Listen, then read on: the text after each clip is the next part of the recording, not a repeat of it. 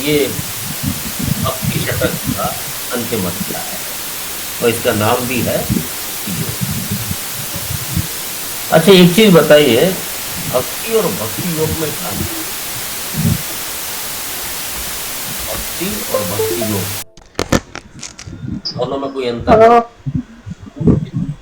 मैं कुछ कहूँ गुरु जी? हाँ, बोलिए।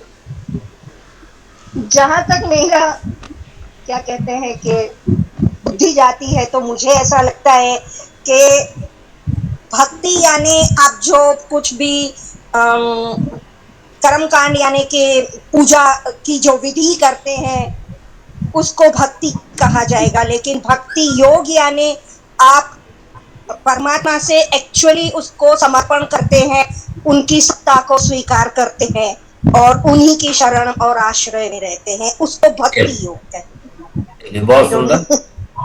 और कोई विचार? हाँ महोदय, हमें जी। हमें लगता है कि भक्ति तो कुछ अपेक्षा से भी की जा सकती है कि किसी की भक्ति हाँ, करे तो ये मिल जाए वो मिल जाए, लेकिन जी, भक्ति योग में बिल्कुल समता रहती है कि मैं अपना काम कर रहा हूँ, भगवान से प्रेम कर रहा हूँ और भगवान से कोई अपेक्षा नहीं कर रहा हूँ। बहुत सुंदर। और कविता कुंदवाल जी हाथ उठाए हुए हैं। जी प्रणाम सर। प्रणाम। हाँ, अ, मैं ये कहना चाहूँगा कि भक्ति is something like a blind following. वो हम किसी भी चीज़ की कर सकते हैं, किसी व्यक्ति की, व्यवस्था की या किसी आइडिया की भी भक्ति कर सकते हैं। नेसेसरीली वो अच्छा ही होगा ये नहीं है।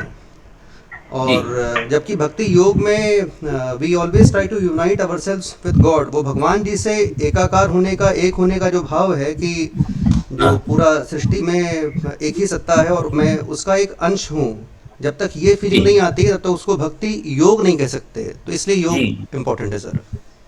ठीक है, बहुत सुंदर जवाब दिया आपने। आचार्य जी, मैं भी बदलाऊं इसमें? मैं हाँ, क्या बोलिए, बोलिए। समझता हूँ, हाँ, बोलिए। भक्ति एक भाव है हाँ, और भक्ति योग साधना है। जी। भक्ति के कंपोनेंट्स होते हैं श्रद्धा, समर्पण, प्रेम। और ये श्रद्धा, समर्पण, प्रेम जो है किसी के प्रति भी हो सकता है, व्यक्ति के प्रति भी हो सकता है, काम के प्रति भी हो सकता है।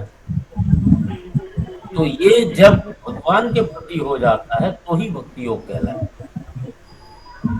अब जैसे कर्म और कर्म योग, ये दोनों कई बार जो है इसमें कंफ्यूजन आ जाता है। हर एक कर्म से कर्मयोग नहीं होता। कर्म हो सकता है, अच्छे कर्म भी हो सकते हैं, बुरे कर्म भी हो सकते हैं, लेकिन कर्मयोग जब भी होगा जो कर्म हमें परमात्मा से मिलाते हैं। ज्ञान और ज्ञान योग। थोड़ा ज्ञान माइक में, बंद कर लें अपना लोग, सभी लोग माइक बंद कर लें, बड़ी डिस्टरबेंस आ रही है। जरा प्लीज माइक म्यूट कर लें। ज्ञान और ज्ञान योग, ज्ञान अनेक प्रकार का हो सकता है। हमें अनेक भाषाओं का ज्ञान हो सकता है, अनेक लिपियों का ज्ञान हो सकता है, हमें अनेक शास्त्रों का ज्ञान हो सकता है, हमें इंजीनियरिंग का ज्ञान हो सकता है, हमें वकालत का ज्ञान हो सकता है। लेकिन ये जो ज्ञान है इनको हम ज्ञान योग नहीं कह सकते। ज्ञान योग वही होगा जो ज्ञान हमें परमात्मा से मिला दे, वही ज्ञान है। तो इसी प्रकार से, क्योंकि कल भी एक प्रश्न आया था कि सब में योग के भक्ति योग के बिना और कोई योग जो है वो संभव नहीं है। अगर हम कहते हैं, इसका अर्थ सीधा सीधा ये हो गया कि बगैर श्रद्धा, समर्पण और प्रेम के, चाहे वो काम हो चाहे वो ज्ञान हो, उसके बगैर कोई भी योग संभव नहीं है। इस भाव से हम उसको समझ सकते हैं। तो ये जो भक्ति योग का प्रकरण है, यहाँ जो 12वां अध्याय है, ये एक प्रश्न से शुरू होता है। अर्जुन एक प्रश्न करते हैं, भगवान ने जो है अनेक जगह सगुण साकार और निर्गुण साकार इनकी प्रशंसा की है और अलग अलग तरीके से की है। 11वें अध्याय के 55वें श्लोक में भगवान ने कहा, मत कर्म कृत मत परमो, ये जो मत भक्त संग वर्जित निर्वैर सर्वभूतेषु। तो ये उन्होंने जो 3 पद कहे, मद कर्म कृत, मेरे मेरे लिए ही कर्म करने वाला, मद परमो, मेरे ही परायण रहने वाला, मद भक्त, मेरा ही भक्त। तो ये जो इस तरह के जो कहा है, ये सगुण साकार के रूप की उपासना है, क्योंकि मद आ गया, मेरी, मेरी मतलब है भगवान की। इसी प्रकार से उन्होंने छठे अध्याय में मद गतेन अंतरात्मा श्रद्धावान भजते यो माम, इस तरह की उन्होंने बात कही। तो इसमें गीता में अनेक जगह इसी तरह से 7वें अध्याय में मया सक्त मना, तो जो मई अहम, इस प्रकार के अनेक बार भगवान ने कहा है। और जहां मई अहम इत्यादि जो लग गए, वहां सगुण साकार का भाव आ जाता है।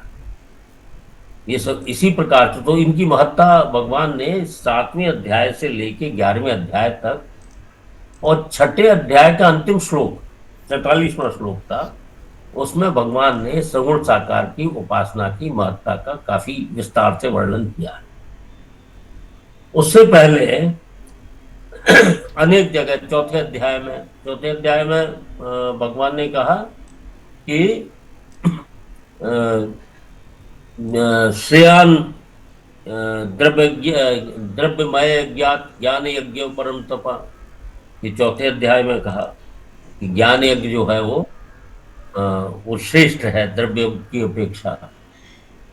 इसी प्रकार से उन्होंने कहा तद विद्धि प्रणिपातेन पर प्रश्नेन सेवया उपदेशन्ति ते ज्ञानम ज्ञानिनः तत्वदर्शिनः।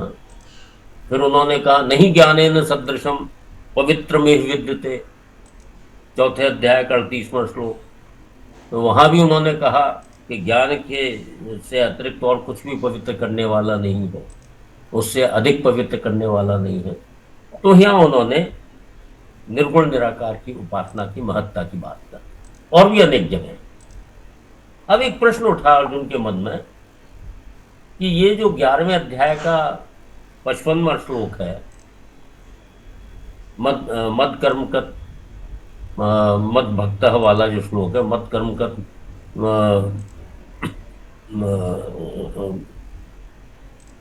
मत कर्मकत मत परमो मत वर्जितः, तो ये वाला जो श्लोक है, तो ये सगुण साकार की उपासना के विषय में है, और उससे पहले निर्गुण निराकार की भी महत्ता है।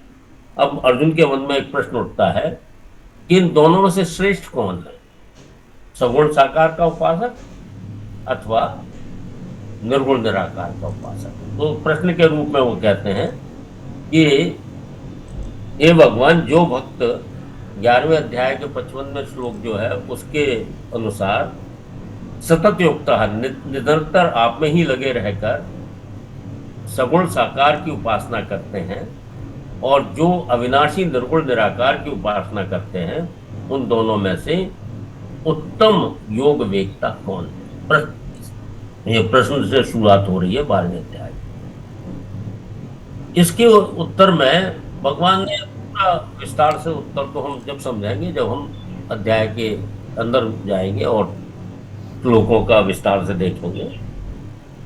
तो उन्होंने कहा, दूसरे जो इस अध्याय का दूसरा श्लोक है, उसमें उन्होंने इस प्रश्न का उत्तर दिया, और उन्होंने कहा सगुण साकार का जो उपासक है उसकी श्रेष्ठता के विषय में उन्होंने बात की। चलिए पहला श्लोक पढ़ते हैं। मैया वेश्य मनो ये माम नित्य युक्ता उपासते श्रद्धया पर्योपेता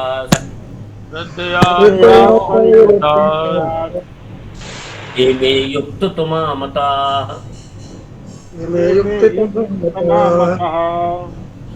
वेश्य मनो ये माम नित्य युक्ता उपासते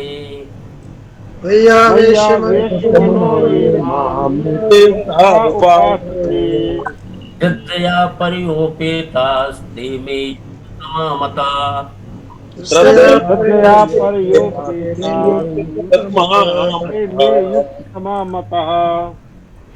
भगवान ने उसका उत्तर दिया कि मई मन आवेश, मुझ में मन को लगाकर नित्य युक्ता, नित्य निरंतर मुझ में लगे हुए ये जो लोग परया श्रद्धया उपेता, ये है ना पर्योपेता, तो परया और श्रद्धा पहले दे दिया है, तो परया श्रद्धया उपेता, तो जो परम श्रद्धा से युक्त होकर माम उपासते, जो मेरी उपासना करते हैं, तो माम कह दिया तो ये सगुण साकार का युक्त है, माम उपासते ते वे लोग मे मता, मेरे मत में युक्त तमाह सर्वश्रेष्ठ। जब ये प्रश्न आया कि निर्गुण निराकार के उपासक और सगुण साकार के उपासक के बीच में दोनों ही वैसे श्रेष्ठ हैं, लेकिन इन दोनों में ज्यादा श्रेष्ठ कौन है, तो उस विषय में भगवान ने उत्तर दिया कि जो मुझ में मन लगाकर नित्य निरंतर जो भक्त मुझ में लगा हुआ है और परम श्रद्धा से युक्त होकर और मेरे सगुण साकार रूप की जो उपासना करता है, ये मे मता युक्त तमाम, ये मेरे मत में सर्वश्रेष्ठ युक्त। ठीक है, ये दूसरे जो श्लोक है 12वें अध्याय का, उसमें सगुण साकार के उपासक को उन्होंने निर्गुण निराकार के उपासक की अपेक्षा ज्यादा श्रेष्ठ भगवान ने बतलाया। इसका पच्छेद देख लीजिए, मई आवेश, यहाँ यण संधि लग गई है मई आवेश में, इसलिए मई आवेश बन गया है। मनः, यहाँ विसर्ग संधि लग गई है, मनो बन गया है। ये माम नित्य युक्ता, यहाँ विसर्ग का लोप हो गया है, उपासते श्रद्धया परया उपेता, ये उपेता विसर्ग में बदलेगा, श्रद्धया परया उपेता ते मे युक्त मता। तो भगवान ने कहा सगुण साकार का उपासक है वो मेरे मत के अनुसार, भगवान ये नहीं कह रहे कि ये सिद्धांत है, उन्होंने कहा मेरा मत ऐसा है। अब भगवान का मत सिद्धांतों से ऊपर होता है, तो मेरा ऐसा मत है कि जो सगुण साकार का उपासक है वो इन दोनों में। जिनके माइक खुले हैं माइक बंद कर दें, डिस्टरबेंस बहुत आ रहा है। जरा माइक जरा प्लीज म्यूट कर लें, जिस इसके भी माइक खुले हुए हैं म्यूट कर लें, नहीं तो ये कष्ट मुझे करना पड़ेगा। चलिए, खुले माइक होने से काफी डिस्टरबेंस आता है सुनने वालों को। हाँ, वो आपकी समस्या का मैं समाधान किए दे रहा हूँ। अब आपके और मेरे अलावा बाकी सबके माइक म्यूट हो गए। ठीक है सतीश, हाँ ठीक है, सतीश जी का भी म्यूट हो गया। एक आध माइक खुला रहे ताकि मुझे पता लगे कि आप लोग सुन रहे हैं। मय्यावेश्य मनो ये माम नित्य युक्ता उपासते। एक सतीश जी अपना माइक खोल लीजिए, सतीश जी अपना माइक। जी। मय्यावेश्य मनो ये माम नित्य युक्ता उपासते। मय्यावेश्य मनो ये माम नित्य युक्ता उपासते। श्रद्धया पर्योपेता ते मे युक्त तमा मता। श्रद्धया पर्योपेता ते मे युक्त तमा मता। सब कीजिए, मय्यावेश्य मनो माम नित्य युक्ता उपासते। श्रद्धया पर्योपेता ते मे युक्त तमा मता। अब जो पारायण के जो दूसरे अगले दो जो श्लोक हैं उसमें भगवान सगुण उपासना की सुगमता, ये आसान है, और उसका फल, इसकी विवेचना भगवान ने अगले दो श्लोकों में कर। ये तो सर्वाणि कर्माणि, ये तो सर्वाणि कर्माणि मयि सन्न्यस्य मत्पराः, मयि सन्न्यस्य मत्पराः। अनन्येनैव योगेन अनन्येनैव योगेन मां ध्यायन्त उपासते। मां ध्यायन्त उपासते। तेषामहं समुद्धर्ता, तेषामहं समुद्धर्ता। अहम समुद्धरता मृत्यु संसार सागरात् मृत्यु संसार सागरात् भवामि न चिरात् पार्थ भवामि न चिरात् पार्थ मय्यावेशित चेतसाम् मय्यावेशित चेतसाम् ये तु सर्वाणि कर्माणि मयि सन्न्यस्य मत्पराः ये तु सर्वाणि कर्माणि मयि सन्न्यस्य मत्पराः अनन्येनैव योगेन मां ध्यायन्त उपासते अनन्येनैव योगेन मां ध्यायन्ति उपासते तेषाहं समुद्धर्ता मृत्यु संसार सागर तेषामहं समुद्धर्ता संसार सागरात् भवामि न चिरात् पार्थ मय्यावेशित चेतसाम् भवामि न चिरात् पार्थ मय्यावेशित चेतसाम्।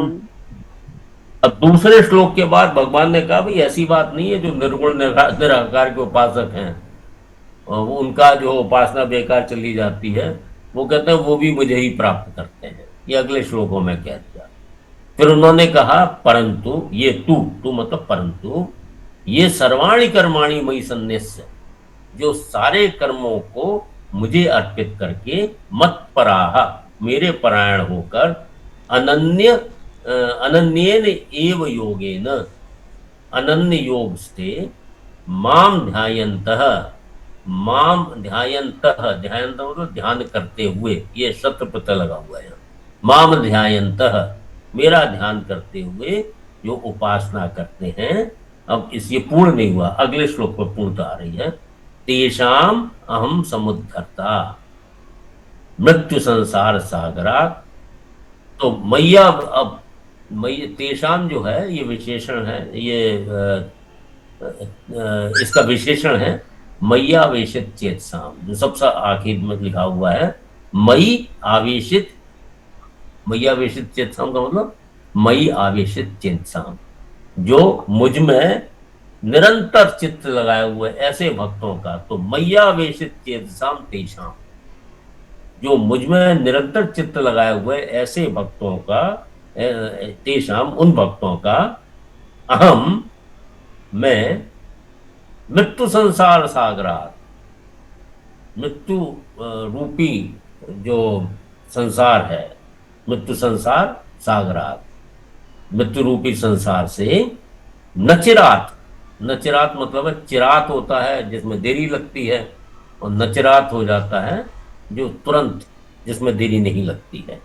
चिर का मतलब देरी हो जाता है, नचिरात। तो तुरंत ही मृत्यु संसार सागरात समुद्धरता भवामी, कि मृत्यु रूपी संसार सागर से उद्धार करने वाला भवामी हो जाता हूं।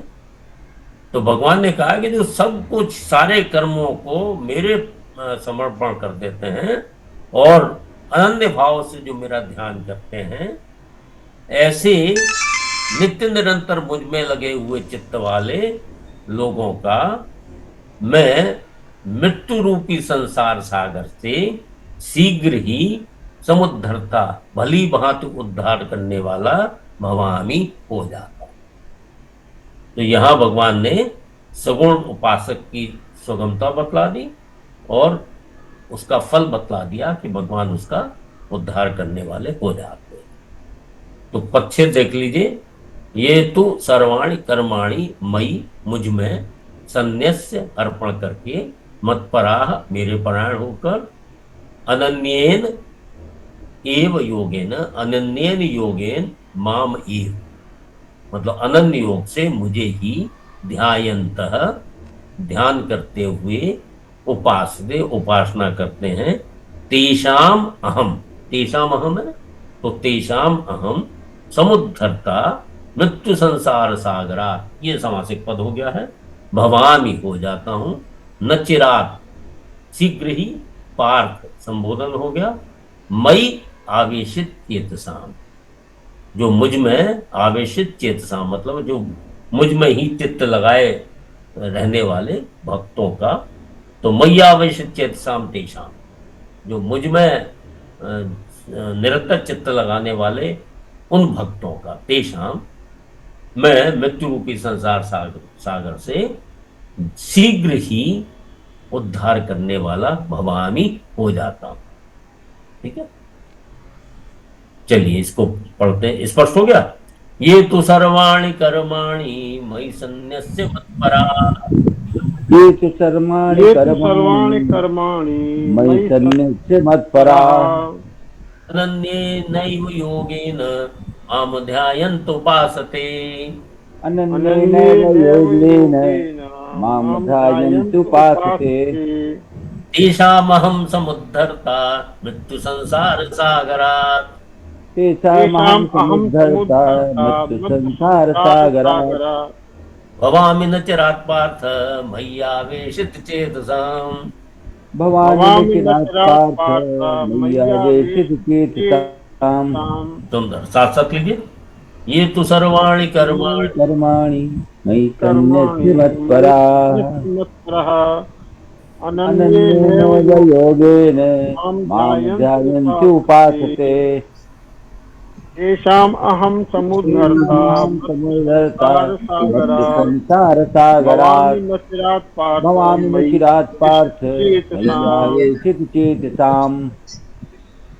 उसके बाद भगवान जो है 8वें श्लोक से 12वें श्लोक तक अनेक प्रकार के साधन बतलाते हैं कि भाई अर्जुन तो ये साधन कर ले, अगर अच्छा ये नहीं कर सकता तो ये कर ले, ये नहीं कर सकता तो ये कर ले। और उसके बाद भगवान जो है अपने प्रिय भक्त के, मतलब जो सिद्ध भक्त हैं, उनके लक्षणों की विवेचना करते हैं। 13वें से लेके 7 श्लोकों के अंदर इसमें 5 प्रकरण आ जाते हैं। ये अध्याय छोटा ही है, 20 श्लोकों का अध्याय है, तो इसमें 5 प्रकरण के अंदर भगवान अपने सिद्ध भक्तों के लक्षणों की चर्चा करते हैं। तो 5 प्रकरण जो है हम एक एक करके समझते हैं। पहले प्रकरण के अंदर सिद्ध भक्तों के 12 लक्षणों का वर्णन कहा गया है।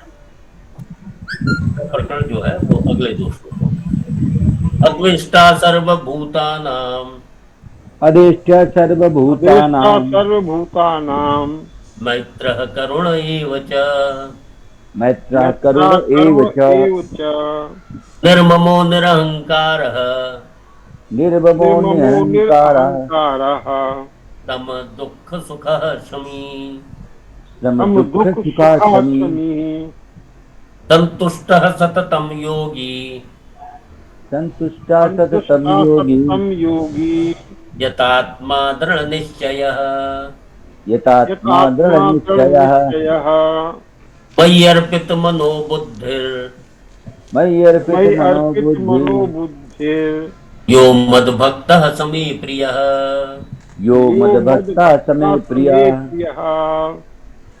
अब हर एक प्रकरण के अंत में भगवान ये इसी तरह की बात कहेंगे कि यो मद्भक्तः समे प्रिय, सच में प्रिय, भक्तिमान समे प्रिय, इस प्रकार के प्रकरणों का अंत हो जाता है। तो पहले प्रकरण में भगवान ने सिद्ध भक्तों के 12 लक्षणों की बात करी। ये लक्षण ही हमारी हमें साधना जो है इन लक्षणों को बढ़ाने के लिए निरंतर करते रहना चाहिए। अद्वेष्टा सर्वभूतानां, पहले इसका पक्षित देख लीजिए। अद्वेष्टा सर्वभूतानां, सारे प्राणियों में अद्वेष्टा, द्वेष रहित, किसी भी प्राणी से कोई द्वेष ना। मैत्र, मित्र भाव, सबसे मित्रता का भाव रहे। मित्रता का भाव क्या होता है कि उनका कोई बुरा कुछ ना करे, जो कुछ कर सकता है करे। करुण, दया का भाव रहे। निर्मम, ममता ना हो, ममता का यहाँ परित्याग है, निर्मम। निरहंकार, और कोई अहंकार भी ना हो। सम, दुख सुख, और दुख और सुख, अनुकूलता और प्रतिकूलता, इन दोनों के अंदर समता का भाव। क्षमी, क्षमाशीलता। संतुष्ट सततम, सततम संतुष्ट, सदैव संतुष्ट रहे। जो कुछ हमने अपने कर्तव्य कर्मों का निर्वाह कर लिया और जो प्रारब्ध के अनुसार जो कुछ मिल जाए उसमें संतुष्ट रहे। नो कंप्लेन, भगवान से कंप्लेन ना करे, भगवान तुमने पड़ोसी को तो इतना दे दिया, मुझे बिल्कुल ना दिया, ये कंप्लेन ना करे। सततम संतुष्ट रहा योगी यतात्मा, यतात्मा मतलब जिसका इंद्रियां, मन, शरीर जिसका वश में है, उसको हम बोलते हैं यतात्मा। दृढ़ निश्चय, और दृढ़ निश्चयी हो। इस चीज का दृढ़ निश्चय हो, परमात्मा की प्राप्ति का दृढ़ निश्चय हो। मई अर्पित मनोबुद्धि, मई यहाँ जहाँ मई है उसी का मय बन गया है जड़। मई अर्पित मनोबुद्धि, और मुझ में ही अर्पित मन बुद्धि वाला यह जो मद भक्त है, मेरा भक्त, तमे प्रिय, वो मुझे बहुत प्रिय है। तो भगवान ने इस प्रकरण के अंदर 12 लक्षणों की विवेचना की। उन्होंने कहा इन गुणों से जो सिद्ध भक्त है वो इन गुणों से युक्त होता है, और सभी प्रिय, और मुझे बहुत प्रिय है।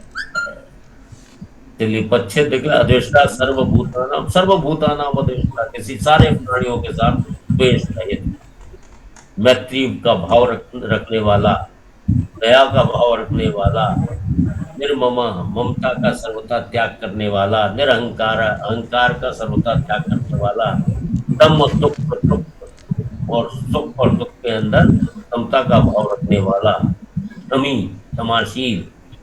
तो यहाँ इसके अंदर 7 हमको गुण आ गए। संतुष्ट है सततम, सततम संतुष्ट है, सदैव संतुष्ट रहने वाला योगी यतात्मा, जो मन, इंद्रियां, शरीर, आपको वश में रखने वाला है। दृढ़ निश्चय, और जो भगवान की प्राप्ति का जिसने दृढ़ निश्चय कर लिया है। मई अर्पित मनोबुद्धि, जिसके मन और बुद्धि मुझे अर्पित हो गए हैं, ऐसा मुझे प्रिय है। तो इसमें इस श्लोक के अंदर भगवान ने 5 गुणों की विवेचना कर दी। सततम संतुष्ट है, यतात्मा, दृढ़ निश्चय, मई अर्पित मनोबुद्धि। ये इस प्रकार से उन्होंने दोनों श्लोकों में 12 विवेचना कर, ठीक है। अद्वेष्टा सर्वभूतानां मैत्रः करुण एव च, अधिष्ठा सर्वभूतानां मैत्रः करुण एव च, निर्ममो निरहंकारः सम दुःख सुख क्षमी, निर्ममो निरहंकारः सम दुःख सुखाक्षमी, संतुष्टः सततं योगी यतात्मा दृढ़ निश्चय, संतुष्टा सततं योगी यतात्मा दृढ़ निश्चयः, अर्पित मनो बुद्धिर्यो मद्भक्तः समे प्रियः, मयि अर्पित मनोबुद्धिर्यो यो मद्भक्तः समे प्रियः। सार्थक लीजिए। अद्वेष्टा सर्वभूतानां मैत्रः करुण एव च, निर्ममो निर्ममो निरहंकारः सम दुःख सुखाक्षमी, संतुष्टा सततं योगी यतात्मा दृढ़ निश्चयः, मयि अर्पित मनोबुद्धिर्यो मद्भक्तः समे प्रियः। तो ये जो गुण है जो इन 2 श्लोकों में कहे गए हैं, भगवान ने बड़ी बढ़िया ऑप्शन दी है। ये जो 5 प्रकरण दिए हैं, इनमें से किसी भी एक प्रकरण का अगर हम गुण अपने अंदर विकसित कर लें तो भगवान के प्रेमी हो जाएंगे, भगवान को प्रिय हो जाएंगे। तो पहला प्रकरण, इतनी चॉइस कहीं भी मिलती है कि 5 प्रकरण में से कोई एक ले लो, तो पहला प्रकरण भगवान ने यहाँ कह दिया। अब दूसरे प्रकरण के अंदर श्लोक आता है, एक ही श्लोक है, यस्मान्नो द्विजते लोको, यस्मान्नो द्विजितो लोको, लोकान्नो द्विजते च यः, लोकान्नो द्विजिते च यः, हर्षामर्षभयोद्वेगैर्, हर्षामर्षभयोद्वेगैः मुक्तो यः स च मे प्रियः, मुक्तो यः स च मे प्रियः।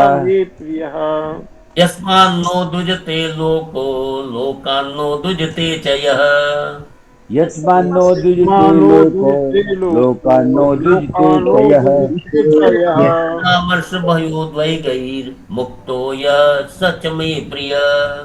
हर्षामर्ष भयो मुक्तो यः स मे प्रियः। यस्मान यस्मात ना जो होता है मतलब कि यस्मात न उद्विजते, नोद्विजते है ना, न उद्विजते, यहाँ गुण संधि लग गई है इसलिए नोद्विजते बन गया। यस्मात न उद्विजते लोकः, तो यस्मात लोकः न उद्विजते, जिससे कोई भी मनुष्य उद्विग्न नहीं होता है, अशांत नहीं होता। तो जिससे कोई मनुष्य अशांत नहीं होता है। यस्मात लोकः न उद्विजते, इससे कोई भी व्यक्ति, कोई भी प्राणी अशांत नहीं होता है, उद्विग्न नहीं होता है। लोकात् न उद्विजते चयः, और यह मतलब जो किसी से उद्विग्न नहीं होता है, जैसे किसी को देख के कहता है ना इसको देख के मेरा मूड खराब हो जाता है, ऐसा नहीं होता। तो यस्मात् यह लोकात् न उद्विजते च, और जो किसी से उद्विग्न नहीं होता है, किसी प्राणी को देखकर शांत नहीं होता है। हर्ष अमर्ष भय उद्वेगई मुक्त, 4 चीजों से मुक्त बता दिया। हर्ष, हर्ष मतलब जो हर्षित नहीं होता है, हर्षित नहीं होता मतलब ये सिद्ध भक्ति के लक्षण है। तो वो तो हर्ष से ऊपर उठ चुका है, वो तो आनंद स्वरूप है, इसलिए हर्ष, जिसमें हर्ष और अमर्ष, हर्षामर्ष है ना, हर्ष अमर्ष, अमर्ष होता है ईर्षा, हर्ष अमर्ष भय उद्वेगई मुक्ता। अब जो हर्ष अमर्ष मतलब ईर्षा, भय और उद्वेग मतलब अशांति से मुक्त है, मुक्त। हर्षामर्ष भयोद्वेगई मुक्त। हर्ष ईर्षा, हर्ष ईर्षा भय और उद्वेग से जो मुक्त है, सच में प्रिय, ऐसा भक्त भी मुझे प्रिय है। तो यहाँ उन्होंने 6 चीजें बतला दी कि जो जिससे कोई उद्विग्न नहीं होता वो स्वयं भी किसी से उद्विग्न नहीं होता है, और जो हर्ष अमर्ष भय और उद्वेग इससे ऊपर उठा हुआ है, मुक्त हो चुका है, सच में ऐसा भक्त भी मुझे प्रिय है। ये दूसरा प्रकरण है। तो इस प्रकरण में जो गुण दिए हुए हैं उनको भी अपनाया जा सकता है, किसी भी एक प्रकरण के गुण अपनाए जा सकते हैं, उनको हम साध्य मान के और अपनी साधना कर सकते हैं। तीसरा प्रकरण आया, इसको साथ साथ लीजिए।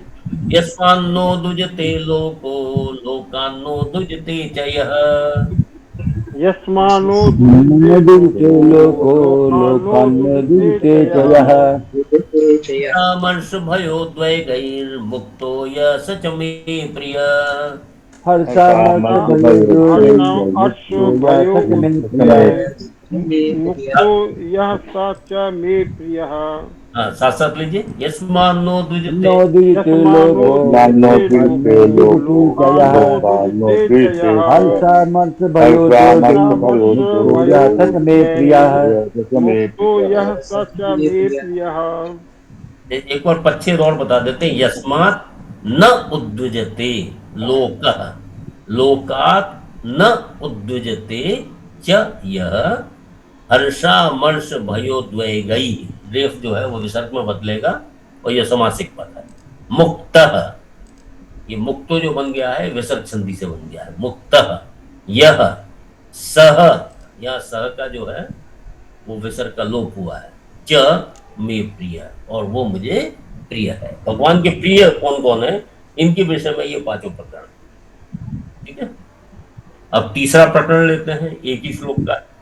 अनपेक्षः सुचिरदक्ष अनपेक्षा सुचिरदर्शः उदासीनो गतव्यथः उदासीनो गतव्यथः सर्वारंभ परित्यागी यो मद्भक्तः स मे प्रियः। यो मद्भक्तः स मे प्रियः। अनपेक्षः सुचिर्दक्ष उदासीनो गतव्यथः। अनपेक्ष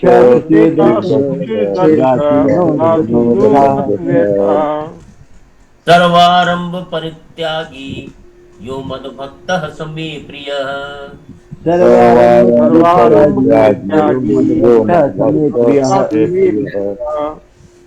अनपेक्षा, किसी से कोई अपेक्षा नहीं। भगवान से तो अपेक्षा हो सकती है और किसी से अपेक्षा नहीं। अनपेक्षा, कोई कामना नहीं, कोई अपेक्षा नहीं। शुचि है, अंदर बाहर से स्वच्छ। बाहर की स्वच्छता आप जानते हैं, शरीर आदि की स्वच्छता, अपने वातावरण की स्वच्छता, घर की स्वच्छता, मोहल्ले की स्वच्छता, ये। और अंदर की स्वच्छता मतलब अंतःकरण की स्वच्छता। अंतःकरण की स्वच्छता क्या होता है कि हम अंतःकरण जिसका राग और द्वेष से रहित हो, वही अंतःकरण की स्वच्छता है। तो अनपेक्ष शुचि है, ये रेफ जो है विसर्ग में होता है, शुचि है। दक्ष, दक्ष मतलब चतुर, बुद्धू नहीं, चतुर। उदासीन, उदासीनो जो है गत व्यथा, गत मतलब जिसकी व्यथा चली गई। व्यथा किससे आती है? भाई कोई हानि और लाभ से ही व्यथा। लाभ जब हानि हो जाती है तब व्यथा आती है, कष्ट होता है। लेकिन यहाँ हानि लाभ ये दोनों का ही भाव लिया गया है, क्योंकि दोनों ही बंधनकारी हैं। इसकी और चर्चा जब ये श्लोक आएगा जब करेंगे। तो गति व्यथा है, कुछ भी आए कुछ भी चला जाए, कोई फर्क नहीं पड़ता, उसको बोलते हैं हम गति व्यथा। सर्वारंभ परित्यागी, सारे आरंभ मतलब सारे कर्म जो भोग और संग्रह के लिए किए जाते हैं उनको बोलते हैं सर्वारंभ परित्यागी। ऐसे कर्मों का त्याग करने वाला। कैसे कर्मों का त्याग करने वाला? जो भोग और संग्रह की इच्छा देती। सर्वारंभ परित्यागी। यह मद भक्त है, जो मेरा भक्त है, सह मे प्रिय, ऐसा भक्त मुझे प्रिय है। इसमें भी 6 लक्षण है। अनपेक्ष है कि कोई कामना नहीं है, शुचि, दक्ष, उदासीन, गतव्यथ, सर्वारंभ परित्यागी, यह मद भक्त स मे प्रिय। एक बार पश्चित फिर देख लीजिए। अनपेक्ष, कामना रहित, शुचि, अंदर बाहर से जो स्वच्छ पवित्र, दक्ष, चतुर, उदासीन, उदासीन कष्ट, इस पक्षपात से रहित, वही होता उदासीन। गतव्यथ है, जो किसी आने का कोई खुशी नहीं, किसी कोई वस्तु आ जाए तो आने की कोई खुशी नहीं, चली जाए जाने का कोई गम नहीं, उसको बोलते हैं गतव्यथ। सर्वारंभ परित्यागी, सारे ऐसे कर्मों का परित्याग करने वाला जो कर्म बंधनकारी है, वो भोग और संग्रह के किए जाते हैं, उसको बोलते हैं सर्वारंभ परित्यागी। यह मद भक्त, जो मेरा भक्त है, इस प्रकार का भक्त है, सह मे प्रिय, वो मुझे प्रिय है। ठीक है। हाँ, अमिताभ जी कुछ कह रहे हैं? सर एक सेकंड। अमिताभ जी जायसवाल, जी आपने जी सर, जी सर क्वेश्चन आ रहा था। बोलो। हाँ, एक तो ये है कि व्यथा में और दुख में कोई फर्क है या दोनों के दोनों बस पर्यायवाची ही हैं? हाँ, समझ लीजिए एक ही भाव देते हैं। और दूसरा तो सर ये है, इसमें ये जो व्यथा है हम आपको बताएंगे कि इस व्यथा के अंदर दोनों चीजें आ जाती हैं। जब भी मैंने कहा ना, कुछ आने का हर्ष नहीं, कुछ जाने का शोक नहीं। यहाँ जो भाव लिया गया है गत व्यथा, तो वो कुछ आ जाए तो उसका हर्ष नहीं, कुछ चला जाए तो उसका शोक नहीं, उसको गत व्यथा। जी। और सर ये जो राग द्वेष से हटने वाली जो बात है, स्वामी जी बार बार जिस बात पर ध्यान दिलाते हैं, तो उस राग द्वेष के युग्म में से द्वेष का कुछ लेना देना है इस व्यथा से? देखिए, ये जो सारे प्रकरण कहे गए हैं, असलियत में दो ही चीजों के, इनमें दो चीजें मुख्य आ जाती है, राग और द्वेष का भाव। कहीं हमारा राग हो जाता है, ममता हो जाती है जिसको हम चाहते हैं, और कहीं द्वेष हो जाता है जिसको हम नहीं चाहते हैं। जैसे अनुकूलता के प्रति हमारा राग हो जाता है और हम्म, प्रतिकूलता के प्रति हमारा द्वेष हो जाता है। हम्म। तो ये राग और द्वेष का जो खेल चलता रहता है, जब समता में स्थिति हो जाती है तो ना राग रहता है ना द्वेष रहता है, ऐसा समझ। ठीक है। एक्चुअली इसीलिए मन में आ रहा था सर ये भी कि क्या कहीं ऐसा तो नहीं कि जो व्यथा की बात है, गत व्यथा अगर होना है तो बेसिकली फिर द्वेष को कैंची से काटना पड़ेगा। नहीं, कैंची से मत काटिए, जिससे ऐसा है कि द्वेष को काटने की कैंची जो है आपके मन में ही है, जी। तो बाहर की कैंची नहीं लगती है ना। मतलब है इसके अंदर राग और द्वेष दोनों आ जाते हैं। गत व्यथा के अंदर राग और द्वेष दोनों का अभाव हो जाता है, ठीक सर। प्रियता अप्रियता का अभाव हो जाता है। ठीक है। ठीक, धन्यवाद सर।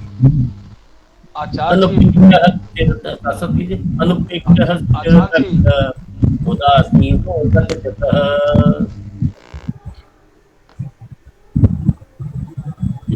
क्या चीज? अनपेक्षा सुचिर दक्ष उदासीनो गत व्यथा सर्वारंभ परित्यागी यो मद्भक्तः समे प्रियः। सर्वारंभ परित्यागी यो मद्भक्तः समे प्रिया। यहाँ तीसरा प्रकरण भगवान ने क्या दिया। अब चौथा प्रकरण। आचार्य जी, आचार्य जी, जी। दक्ष जो आया है, चतुर आपने जो बताया है, हाँ? दक्ष चतुर, चतुर तो कनिंग में भी आते हैं लोग उसको। जी, आपकी आवाज कम आ रही है पढ़ने से। हाँ। लोग होते हैं उनको भी दक्ष का लोग कहते हैं, बड़ा आप चतुर है, ये कनिंग। नहीं नहीं नहीं नहीं, वो कनिंग का भाव नहीं है जी। चतुराई जो है वो कनिंग अलग चीज है। कनिंग दक्ष का भाव जो है तो वो कनिंग का नहीं है।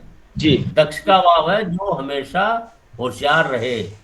किसके प्रति होशियार रहना है? जो कामनाएं इत्यादि जो आ जाती हैं, जो भगवान की तरफ चलने में जो बाधा डालती हैं, जी। उनसे होशियार रहे, वही दक्ष है। दक्ष वही है।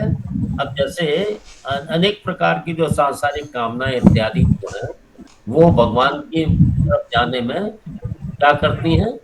बाधा उत्पन्न करती हैं। तो ये दक्ष वही है, क्योंकि मानव जीवन का जो परम लक्ष्य है वो क्या जी। है? भगवान की प्राप्ति। तो दक्ष वही है जो उस मार्ग पे चल रहा है, वही दक्ष। ठीक ठीक ठीक। ठीक है। गुरुजी ये सर्वारंभ शब्द थोड़ा समझ में नहीं आया। सर्व आरंभ मतलब जो भी आरंभ किया उसको कैसे त्याग जो दे? भी जो कार्य आरंभ किया जाता है, भोग और संग्रह के लिए जो कार्य आरंभ किया जाता है उसके विषय में कहा है कि उनका परित्यागी है। मतलब ऐसे कर्मों का, ऐसे कार्यों का परित्यागी है जो भोग और संग्रह की इच्छा से किए जाते हैं, उसको बोला है सर्वारंभ परित्यागी।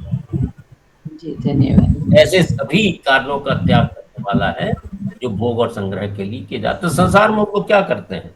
भोग और संग्रह के लिए ही सारे कार्य करते हैं।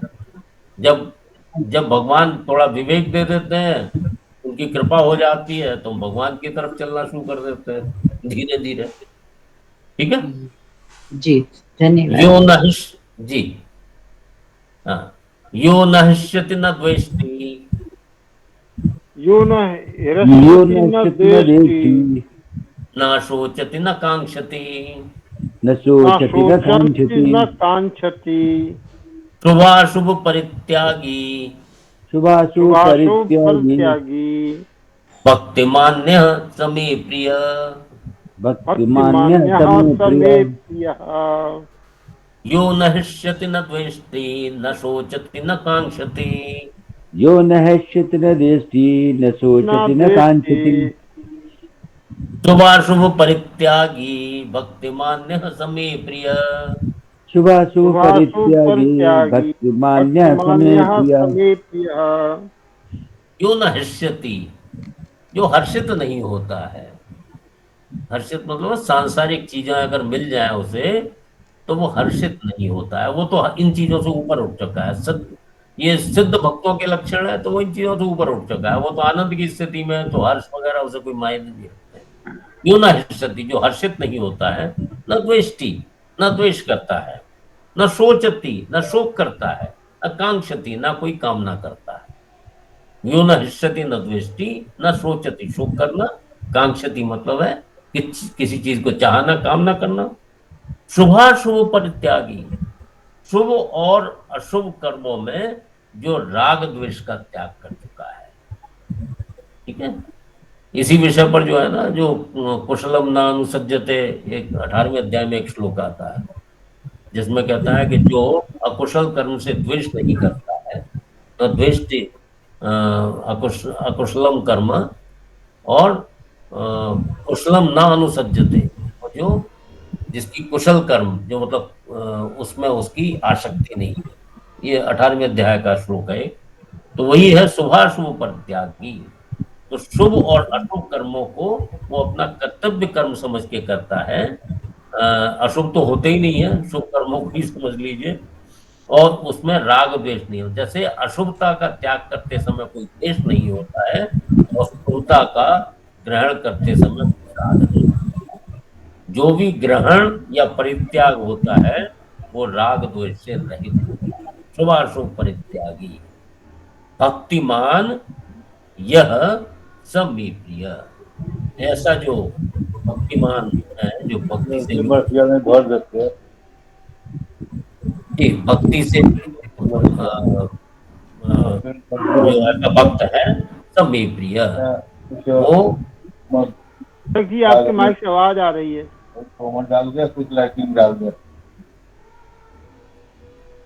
भक्ति मान्य है सब में प्रिय, ऐसा भक्त जो है मुझे प्रिय है।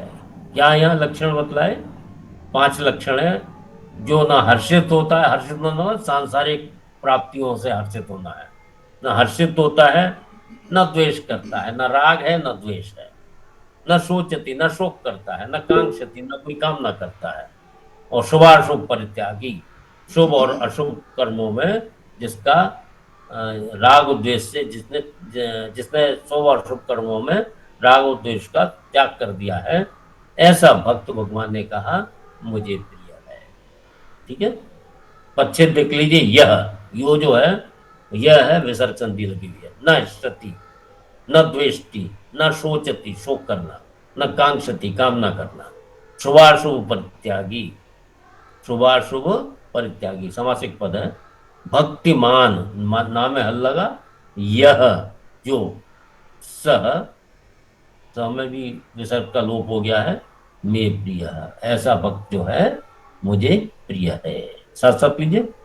यो न हृष्यति न द्वेष्टि, यो न शोचति न कांक्षति, शुभाशुभ परित्यागी भक्तिमान यः स मे प्रियः। शुभाशुभ परित्यागी भक्तिमान बहुत सुंदर। अब अंतिम प्रकरण है जिसमें भक्त के अंदर जो समता होती है उसका वर्णन किया गया है, और जहां सबसे ज्यादा विषमता के चांसेस होते हैं उन्हीं को यहाँ लिया जाता है। जैसे शत्रु मित्र, मान अपमान, अनुकूलता प्रतिकूलता, है ना, निंदा स्तुति, तो इन सब चीजों में जिसमें समता आ जाती है, तो यहाँ भक्त के समता का वर्णन है। वो जो इस प्रकरण के अंदर 10 लक्षण बतलाए गए। समः शत्रौ च मित्रे च, समः शत्रौ च मित्रे च, तथा मानापमानयोः, तथा मान अपमानयोः, शीतोष्ण सुख दुःखेषु, शीतोष्ण सुख दुःखेषु, समः संग विवर्जितः, समः संग विवर्जितः, तुल्य निंदा स्तुतिर्मौनी, तुल्य निंदा स्तुतिर्मौनी, संतुष्टो येन केनचित्, संतुष्टो येन केनचित्, अनिकेतः स्थिरमतिर्, अनिकेतः स्थिरमतिर्, भक्तिमान मे प्रियो नरः, भक्तिमान मे प्रियो नरः। समः शत्रौ च मित्रे च तथा मानापमानयोः, समः शत्रौ च मित्रे च तथा मानापमानयोः, शीतोष्ण सुख दुखेषु समः संग विवर्जितः। शीतोष्ण सुख दुखेषु समः संग विवर्जितः। विवर्जितः।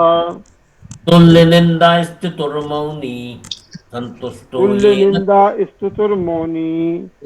निन्दास्तुतिर्मौनी सन्तुष्टो येन केनचित्। निकेतः स्थिरमतिर् भक्तिमान मे प्रियो नरः। अनिकेता अनिकेता स्थिरमति स्थिरमते भक्तिमान भक्तिमान में में प्रियो प्रियो नरः। नरः। समः शत्रौ च मित्रे च, सप्तमी लगी हुई है, जिसकी मित्र और शत्रु में समता है। शत्रु के प्रति शत्रु भाव नहीं है और मित्र के प्रति कोई पक्षपात नहीं है। समः, समता का भाव है। शत्रौ च मित्रे च, शत्रु और मित्र में जो सम है, न जिसका कोई वैसे इसका ऐसे भी व्याख्या की जाती है, जिसका ना कोई मित्र है ना कोई शत्रु है, सब में समभाव है। तथा मान अपमान योग, मान अपमान योग जो है दो वचन का शब्द बन गया है और ये भी सप्तमी विभक्ति है। और मान अपमान में जो सम है, तो शत्रु च मित्रे च मान अपमानयो समः, दोनों में जो समता का भाव रखता है। चाहे मान हो जाए चाहे अपमान हो जाए। मान और अपमान किसका होता है? शरीर का होता है। और जब उसका शरीर से कोई संबंध नहीं है तो नाम मान और अपमान संबंध स्वतः खत्म हो गया, क्योंकि सिद्ध भक्त है, इसका शरीर से, शरीर में ना कोई आसक्ति है और शरीर से संबंध विच्छेद कर चुका है। तो इसलिए संबंध विच्छेद का मतलब मानसिक रूप से संबंध विच्छेद कर चुका है, शरीर छोड़ा नहीं है उसने। तथा मान अपमानियो, और मान और अपमान में समता है। शीतोष्ण सुख दुखेषु, शीत और उष्ण, शीत होता है अनुकूलता, उष्ण होता है प्रतिकूलता। तो जो अनुकूलता और प्रतिकूलता में भी समता रखता है। और अनुकूलता प्रतिकूलता किसकी होती है? इंद्रियों की होती है, शरीर की होती है। सुख दुखेषु, और सुख दुख कहाँ प्रतीत होता है? मन के अंदर, अंतःकरण में सुख दुख प्रतीत होता है। तो समता जो है, तो अनुकूलता प्रतिकूलता चाहे इंद्रियों की आ जाए शरीर की आ जाए, उसमें सम है। और सुख दुखेषु, सुख और दुख में भी सम है, मतलब अंतःकरण में भी समता का भाव है और अनुकूलता और प्रतिकूलता के प्रति भी समता का भाव। संग विवर्जित और आसक्ति से सर्वथा रहित है। संग विवर्जित, तुल्य निंदा स्तुति, स्तुतु ही यानी स्तुतिर रा जो है विसर्ग में बदलेगा। तुल्य निंदा स्तुति ही, और निंदा हो या स्तुति हो, निंदा स्तुति किसकी होती है? नाम की होती है। फलाना आदमी जो है वो बड़ा गलत आदमी है, बहुत गलत काम करता है। अच्छा, वो आदमी तो बहुत अच्छा है, तो ये हो गया निंदा और स्तुति। और निंदा और स्तुति में समानता रहती है, क्यों? क्योंकि वो नाम इत्यादि से तो ऊपर उठ चुका है, वो संबंध ही नहीं है उसका, क्योंकि नाम इत्यादि प्रकृति का हिस्सा है, वो तो इससे ऊपर उठ चुका है, तो उसमें उसकी समता रहती है।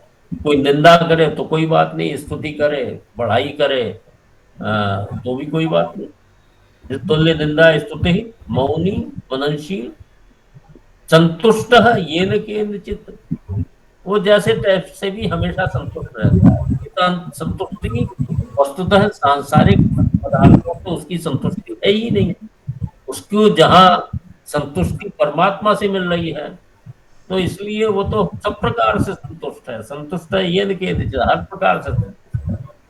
अनिकेत, अनिकेत का शाब्दिक अर्थ हो जाता है कि जिसका कोई घर ना हो, लेकिन भावार्थ इसका यह है जिसका रहने के स्थान में कोई आसक्ति ना हो। अनिकेत, ममता ना हो, जिस जहां रह रहे हैं जो स्थान घर इत्यादि में आसक्ति और ममता ना हो। अनिकेत स्थिरमति ही, जिसकी बुद्धि भगवत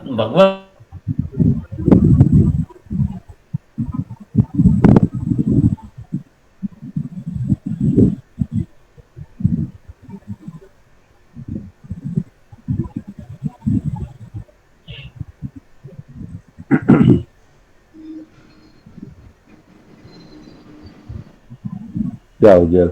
प्रॉब्लम आ आवाज रही नहीं है? आ रही आवाज नहीं आ रही है सर, आवाज नहीं आ रही है। हाँ, आवाज नहीं आ रही। फ्रीज हो गया, फ्रीज। फ्रीज हो गया नेट। सिस्टम फ्रीज हो गया सबका।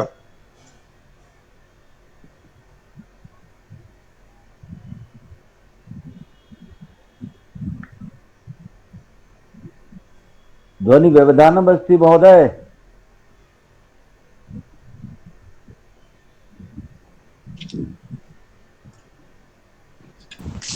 महोदय का सिस्टम लगता है वो गड़बड़ा गया है, उनका नेटवर्क का इशू है। लोग भी समाप्त हो गए करीब करीब। हाँ समय है, क्या हुआ? लोग भी समाप्त हो गए। श्लोक समाप्त हो गए। वो असल में स्थिर मति पर भी बद्ध कर दिया भगवान ने। स्थिर मति जल्दी होता नहीं है। लगभग पूरा श्लोक पूरा हो गया। इसमें थोड़ा ये ओवर हो गया, ओवर ये डाइजेस्ट नहीं हो पाए लोगों को।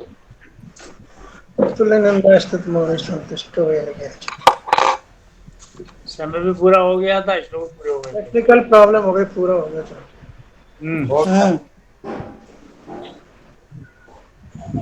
अमिताभ जी का रेज हैंड है अभी भी भाई, रुकता नहीं तो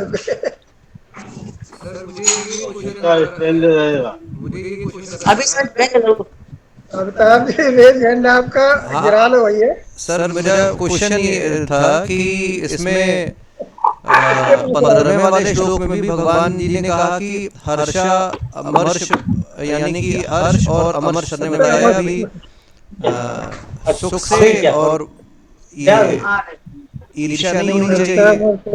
17वें में फिर से उन्होंने कह दिया हर्षति न द्वेष्टि, तो इसका रिपीटिशन हो रहा है सर ये, इसीलिए फ्रीज हो गया। क्या हो गया? हमारे होना चाहिए। अमिताभ जी ऐड कर लीजिए आप लोग ये। जी सर। आखिरी हर्षामर्ष भय और द्वेग, मतलब कोई सांसारिक चीज पे ना हर्ष हो और ना अमर्ष हो, वो वहाँ मतलब वो चीज था। और यहाँ जो कहा गया कि यो ना हर्षित न द्वेष्टि, मतलब जो किसी भी व्यक्ति को देखने पे ना हर्षित हो और ना ये हो कि नहीं ये चला जाए द्वेष्टि हो। यहाँ दो चीजों से डिफरेंशिएट किया जा सकता है इस थिंग को। सर लेकिन पूरा मैं समझ नहीं पाया हूँ भाई। हर्ष अगर खुशी और ईर्ष्या इन दोनों चीजों से हमें बचना चाहिए, तो वो दोनों ही जगहों पर यही बात तो लिखी हुई है ना सर, कैसे डिफरेंस है दोनों में? नहीं, एक संसारिक वस्तु में है, एक संसारिक प्राणियों में है। अच्छा अच्छा। क्या मैं कुछ कह सकता हूँ इस संबंध में? प्लीज बोलिए सर जी। क्या मेरा सोचना इस प्रकार है कि भगवान इनडायरेक्टली ये कहना चाहते हैं कि तुम अपने आप को, अपने स्वरूप को पहचानो। ये जितने भी आवंतक दोष हैं ये शरीर के हैं। राग, द्वेष, निंदा, स्तुति, तू छोटा मैं बड़ा, प्रिय अप्रिय, दुश्मन और प्रेम, ये सब शरीर के गुण हैं।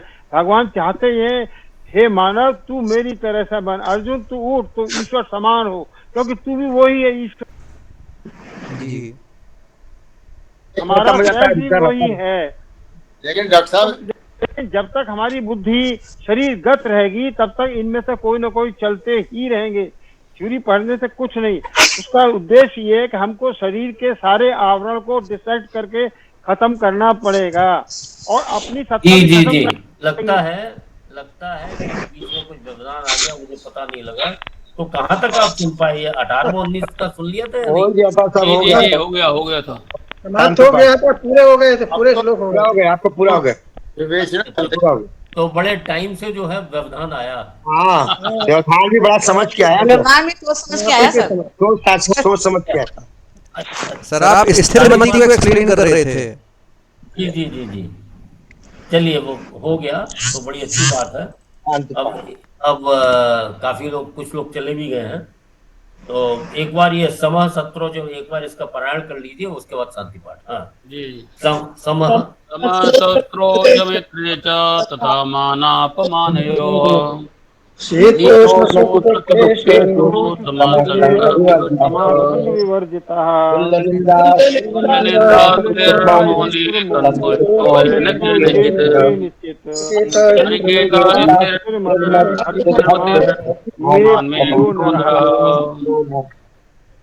चलिए, बहुत सुंदर।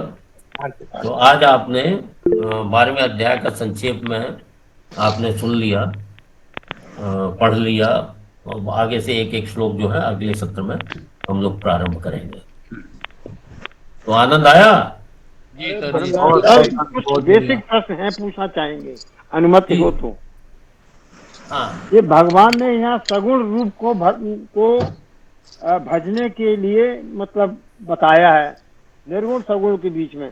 अब सगुण भी दो प्रकार के होते हैं सर, एक देशी और 11वें अध्याय में तो सगुण वो दिखाया विश्व रूप। तो विश्व रूप को स्मरण करने के लिए है या एक देशी भगवान राम कृष्ण शंकर जी, इन दोनों में से कौन से वाले सगुण की बात है?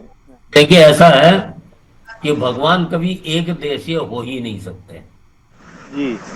भगवान जो है कभी एक देशीय नहीं होते हैं, चाहे वो लीला मात्र करने के लिए सगुण रूप में हो और चाहे वो निर्गुण रूप में हो। भगवान सर्वदेशीय होते हैं, सर्वव्यापी होते हैं। तो सगुण का मतलब यह है कि जिनको भी आप मानते हैं, जिस रूप में भी भगवान को आप मानते हैं, राम जी के रूप में, कृष्ण जी के रूप में, शिव जी के रूप में, तो ये रूप है, ये इनमें एक देशीयता नहीं होती है, इनका दिव्य रूप है इनका। ठीक है, तो जिस रूप में भी जिसकी श्रद्धा हो वो उस हिसाब से अपनी उपासना कर सकता है। आगे 4 कटोरे। सर, एक प्रश्न और है। वो दूसरा प्रश्न इस प्रकार का, जैसे कि एक उपासक अपने देवता की भक्ति करता है, तो इसमें दो कैटेगरी हो गई, एक तो भगवान हो गए और एक भक्त हो गया। तो ये सगुण की भक्ति में शुरू में ये दो हो जाते हैं, एक और एक भगवान जी और एक भक्त। तो हमारी जब भक्ति सगुण साकार में होती है तो या तो हम नाम से करें या रूप से करें, जिसको हमको समझ में आए, हमारे गुरु ने बताया हो, लेकिन आखिरकार इस हम दो अलग नहीं रहने हैं, ये भेद भक्ति हो गई सर। हमको अभेद भक्ति में जाना है जो, तो अल्टीमेटली ये साधना जब मैच्योर हो जाए हम लोगों की, तब हम अपने आप को बिल्कुल गोल कर दें, सिर्फ भगवान की सत्ता रह जाए। अच्छा, बहुत अच्छा प्रश्न है, इसका संक्षेप में उत्तर देता हूँ। ऐसा है कि जब ये भक्ति का प्रकरण आता है तो भक्ति में दो पात्रों की आवश्यकता होती है। एक प्रेम, मतलब है प्रेमी प्रेमिका जिस तरह सांसारिक उसमें होते हैं, तो प्रेम जो है दो ही आइडेंटिटीज, दो ही व्यक्तियों के बीच में हो सकता है। तो भगवान प्रेम के लिए अपने को दो में विभाजित कर लेते हैं। प्रेम भक्ति योग के अंदर भगवान जो है एक से दो हो जाते हैं प्रेम के लिए, और वस्तुतः वो एक ही है, वस्तुतः वो एक ही है, लेकिन प्रेम प्रदर्शित करने के लिए ऐसा समझिए वो दो हो जाते हैं, दो रूप धर लेते हैं, जैसे राधा कृष्ण है।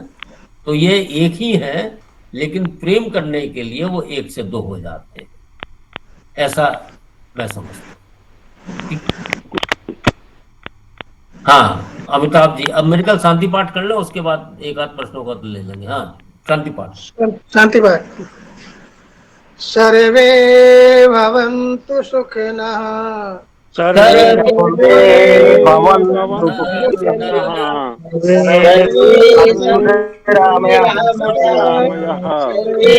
सर्वे भद्राणि पश्यन्तु मा कश्चित् दुःखात् भवेत्। ओम शांति शांति शांति। सर्वो नमो नमः।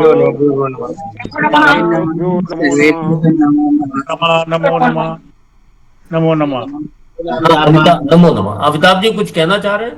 सर, ये 15वें वाले श्लोक में और 17वें वाले श्लोक में दोनों जगहों पर हर्ष अमर्ष या फिर हृष्यति और द्वेष्टि ये रिपीट हुआ है, तो इसके बारे में सर कुछ बोलिए कि ऐसा क्यों भगवान जी ने किया, दो इन्हीं फीलिंग्स को रिपीट किया। किसमें 15वें में और 17वां, 15 और 17। हाँ, तो 15वें में क्या कहा है भगवान ने? हर्षामर्ष भयोद्वेगैर। हाँ, और 17वें में यो न हृष्यति न द्वेष्टि न सोचति न कांक्षति सुवासु परित्यागी भक्तिमान समय प्रिय। क्या रिपीट हुआ है इसमें? हर्ष और अमर्ष की फीलिंग को उन्होंने वहां पे बोला ना 15वें में, और फिर से हर्ष और हृष्यति और द्वेष्टि भी तो वही एक दिन बाद हुए अलग है। अच्छा, यो न हृष्यति न द्वेष्टि न सोचति न कांक्षति, प्रकरण अलग है। और हर्ष और अमर्ष मतलब अलग अलग प्रकरण है ना, 5 अलग अलग प्रकरण है, तो उसमें एक आध चीज रिपीट हो गई तो कोई बात नहीं। यो न हर्षति न द्वेष्टि, अब इस प्रकरण के अंदर जो हर्षित होता है, न द्वेष करता है, न शोक करता है, न कामना करता है, और भोग और संग्रह के प्रति जो भी है उनका वो त्याग कर चुका है। तो ये एक प्रकरण है। और दूसरा प्रकरण है इससे पहले वाला हर्ष अमर्ष भय द्वैगई मुक्त। तो ठीक है, यहाँ अलग अलग प्रकरणों में कुछ गुण ऐसे होते हैं जो कि एक से अधिक प्रकरण में भी कहे जा सकते हैं, तो वो कह दिया गया। ठीक है सर जी। ठीक है, धन्यवाद सर। ठीक है, ठीक है। सर्वभ्यो नमो नमः।